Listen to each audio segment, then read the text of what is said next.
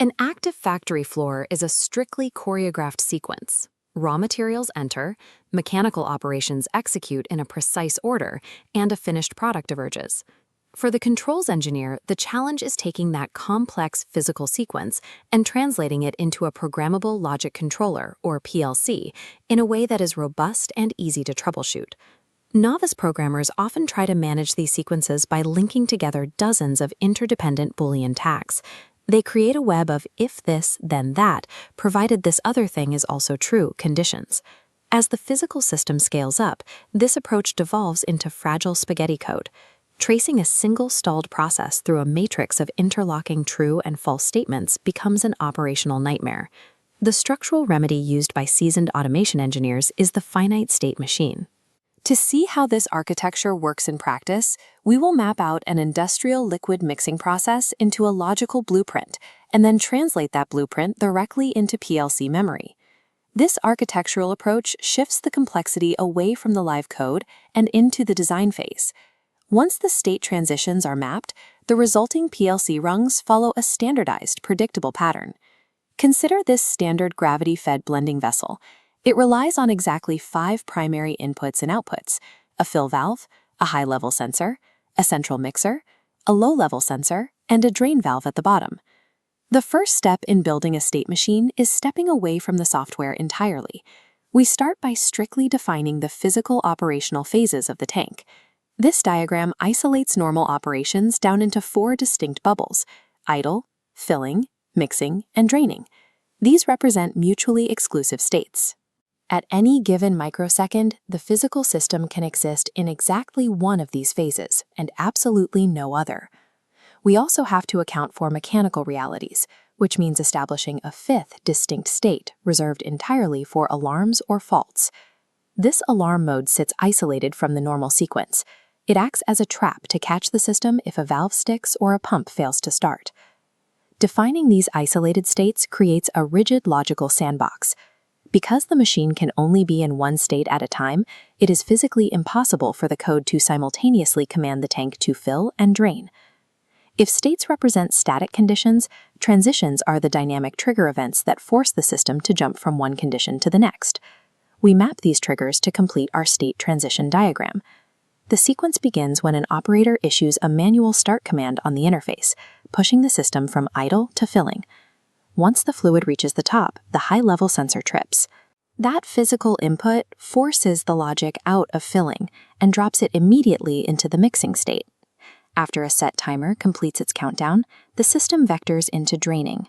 Finally, when the liquid clears the low-level sensor, the sequence routes back to idle, ready for the next batch. We also draw emergency vectors from every active state directly to the alarm bubble. If hardware fails at any point in the cycle, the transition is immediate. This emergency route drops the active process and safely parks the machinery, preventing catastrophic spills while waiting for a technician.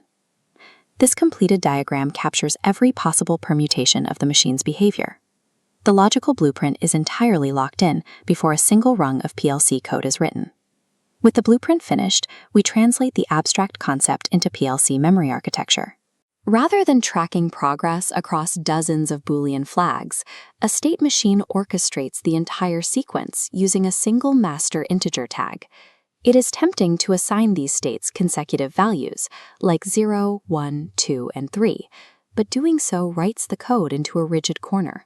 The industry standard convention is to space the integer assignments by units of 10. Idle becomes 0, filling is 10, mixing is 20, and draining is 30. This spacing accommodates the reality of industrial engineering. It leaves numerical room to insert intermediate substeps between primary phases without disrupting the existing array.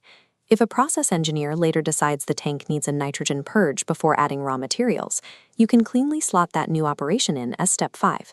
Spacing out the state values future-proofs the logic. It allows the architecture to absorb mechanical upgrades and feature creep without requiring a total rewrite. Inside the PLC, a subroutine called a state handler dictates exactly what physical outputs fire when a specific integer is active. Consider the initial filling phase of the operation, where raw liquid material is aggressively pumped down into the massive, completely empty metal mixing tank. This ladder logic rung demonstrates how the state handler operates. When the active state equals 10, A momentary coil continuously commands the fill valve to stay open. This relies on momentary coils rather than permanent latching functions, establishing implicit control over the hardware. The moment the fluid hits the high-level sensor, the sequence jumps to state 20.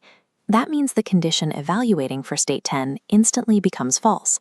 Because the rung is no longer true, the momentary coil automatically drops power, slamming the fill valve shut.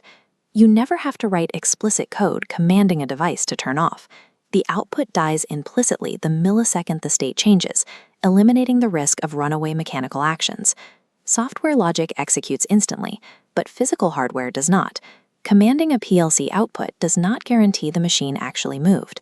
Heavy industrial components like mixer motors have mass and inertia. They take time to overcome physical resistance and get up to speed. To manage this delay, the logic for state 20 commands the mixer output on, but simultaneously starts an internal watch timer. This countdown provides a brief window for the physical motor contactor to pull in and send an electrical verification signal back to the PLC. If that timer expires before the controller receives the hardware feedback, the logic traps the edge case and forces the tracking integer directly into the faulted state. Trapping these edge cases guarantees the system won't proceed blindly under false assumptions. It halts operations immediately, forcing human intervention to address the mechanical disconnect. This architecture distills a chaotic environment of sensors, timers, and heavy machinery down into one clean tracking integer. On the plant floor, the benefit is immediate. An operator looking at an interface screen sees an unambiguous readout, knowing exactly what the machine is trying to accomplish based on a single number. When the machine stops unexpectedly, there is no diagnostic guesswork. Technicians can look at the active state and pinpoint precisely where the sequence stalled. This same logical framework scales to manage entire facilities through distributed control systems, utilizing nested state machines. Large-scale operations employ master control zones, acting as overarching parent states that pieces of equipment at once. These master states trigger nested substate machines, allowing complex facilities to expand without abandoning their core logical structure. Ultimately, structuring control logic this way serves a critical human purpose. Utilizing a state transition diagram documents your exact logical intent. It ensures that the facility remains safe, operable, and easily understood by the next generation of engineers tasked with keeping it running.